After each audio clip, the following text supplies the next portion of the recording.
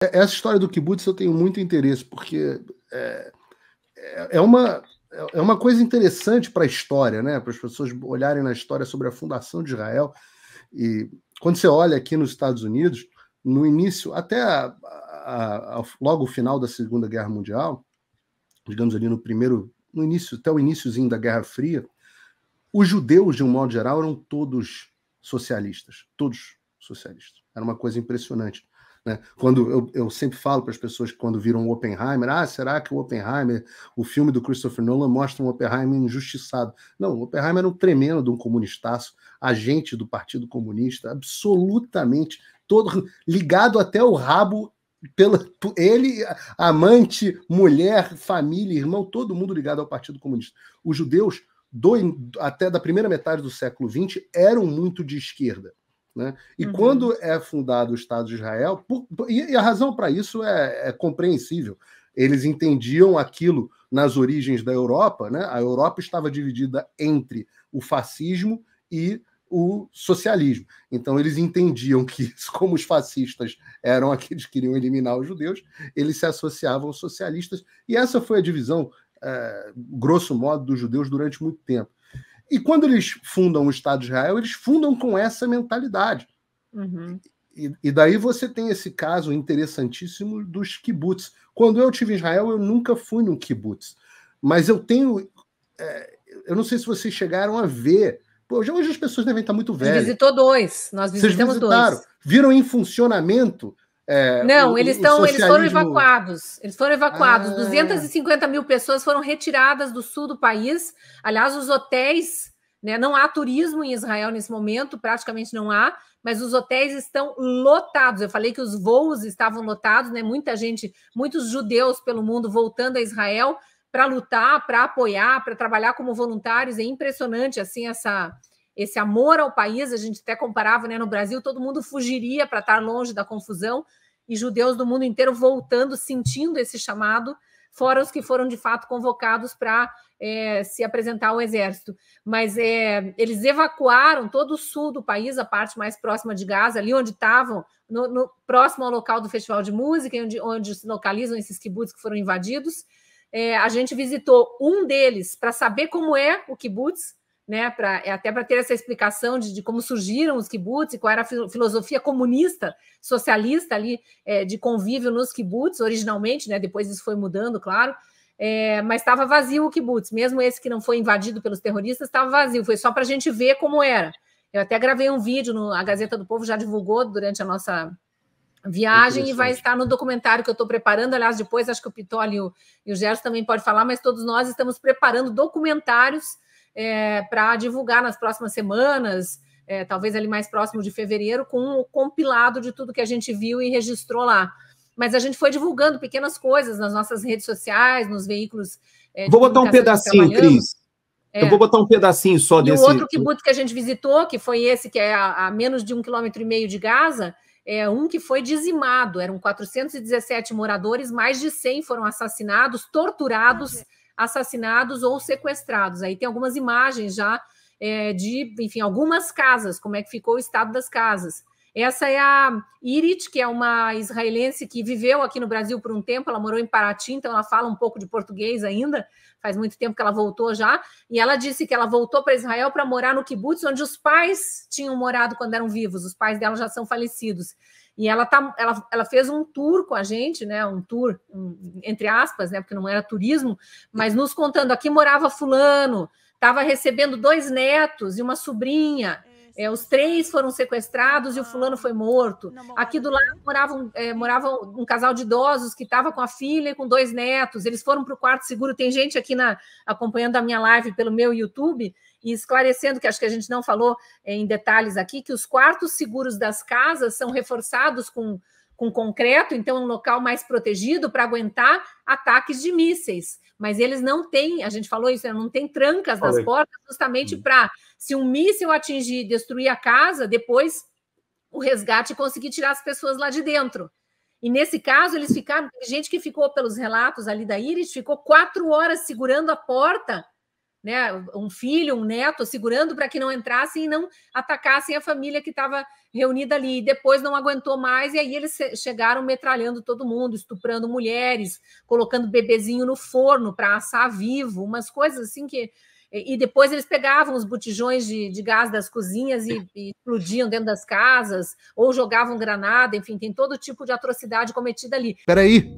Desculpe interromper esse vídeo, mas é que eu continuo censurado pelo STF. Além deles cancelarem o meu passaporte, congelarem todas as minhas contas bancárias e bloquearem as minhas redes, agora eles também querem proibir os meus vídeos no Brasil. Você pode continuar me acompanhando seguindo o meu segundo canal, que é o canal de cortes.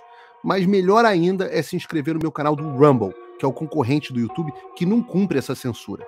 E se quiser ter acesso a todas as minhas postagens para sempre, deve se inscrever no meu Locals, que funciona de uma forma parecida com o Facebook ou o Twitter.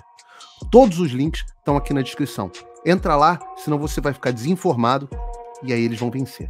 E alguns eles levaram, feridos ou não, para Gaza como reféns. Então, nesse kibbutz aí tem muita gente, e alguns conseguiram, como é o caso da Irit, que conseguiram, de alguma forma, improvisar uma tranca nessa porta do quarto seguro e não permitiram que os terroristas entrassem, mas ficaram lá, assim, no caso desse kibbutz Nir Oz, que era mais longe, os soldados de Israel demoraram mais tempo a chegar, eles ficaram de 5 a 10 horas lá, tendo que conviver com essa angústia, com esse medo, com esse pânico de que os terroristas entrariam, e ouvindo tiros, e detalhe, né, todos se falando por WhatsApp, e uns dizendo, eu estou precisando de socorro, eles estão na minha casa, e daqui a pouco a pessoa parava de falar, eles ouviam um tiro, enfim, todo tipo de barbaridade que foi relatado. Acho que o coronel tem até mais imagens para ir jogando aí, talvez o Pitoli possa trazer uns relatos, enquanto ele joga mais imagens.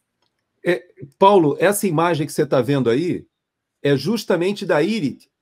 Ela explicou o seguinte, que ela estava desesperada, isso é dentro do quarto seguro dela, só que o quarto seguro, como foi falado, a porta é uma porta normal, não tem tranca. Então, como é que ela conseguiu se salvar? Alguém da família dela, que estava em outro kibbutz, disse que fez ele fez amarrou uma cruz, um X, com 2 cabos de vassoura e amarrou na maçaneta da porta. Ela não tinha cabo de vassoura, então ela achou um remo e achou um cabo do aspirador de pó. Ela amarrou isso tanto nessa porta aqui, e ela ficou, no total, horas e horas debaixo de uma mesa, ela, a filha e um cachorro, sem água, sem alimentação, sem falar, no escuro, e ouvindo eles atirando e tentando abrir a porta, e ouvindo pelo WhatsApp as mensagens das pessoas: eu não aguento mais segurar a maçaneta, eu vou abrir. Aí abria, eu ouvi os tiros, as pessoas morrendo. Várias casas, as pessoas foram morrendo assim depois de 2, 3 horas, brigando para segurar essa maçaneta e não conseguia segurar. Há o caso, inclusive, de um lugar que a gente foi, em que o pai foi ferido num braço, depois ele segurou com outro braço, foi ferido, estava todo ensanguentado, até que ele não conseguiu, e aí eles abriram a porta e levaram as crianças e mataram os pais. Então, são situações assim que ela estava no dia. É diferente de você ouvir a história de alguém que leu, né, na internet. Essas pessoas estavam nos kibbutz. E o pior, né, nós entrevistamos pessoas que são parentes daqueles que foram devolvidos sequestrados e alguns que ainda estão sequestrados. Nós tivemos essa oportunidade também de entrevistar lá. Né? Vocês chegaram na praça dos sequestrados, né? É impressionante, Paulo, do que a gente viu nesse kibbutz que nós fomos, através do olhar da Irit, que é uma moradora, né? Ela foi passando pelas casas e foi dizendo: aqui morava, como a Cris e o coronel já registraram, mas ela vai relatando, né, a maneira como qual aqueles tentaram se proteger e acabaram mortos ou sequestrados, né? E uma das casas, ela relata que o morador era muito forte. Ela relata dessa forma: ele era muito forte. Eles explodiram a porta com uma granada. Não sei se o coronel lembra, a Cris lembra dessa porta, né? Explodiu com uma granada para então chegar até o quarto.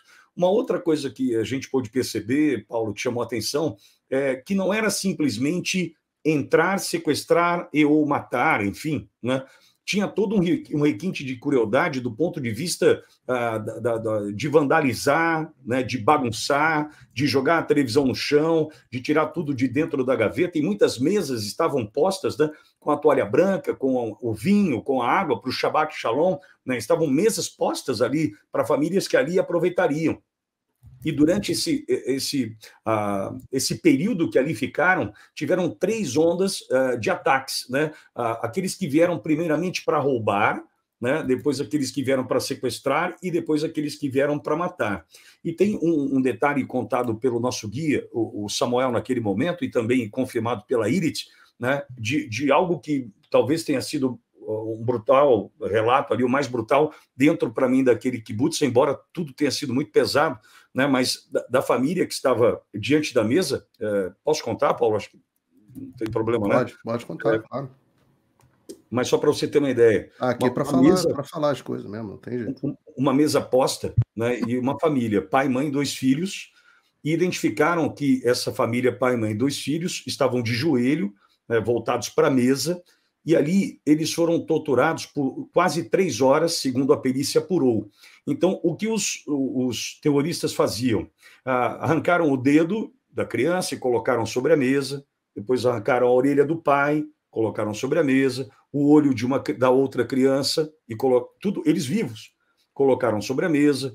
Depois, a mãe sofreu também tortura. Enfim, eles foram fazendo um rodízio dessa tortura por 3 horas. Olha o tamanho da brutalidade disso. Por 3 horas, até o momento em que foram mortos com um tiro na nuca, os 4, diante da mesa, de joelho, né? Mas antes dessa morte cruel, passaram por essa tortura que eu não tenho palavras para classificá-la, Paulo. Não dá nem para imaginar uma coisa dessas, cara.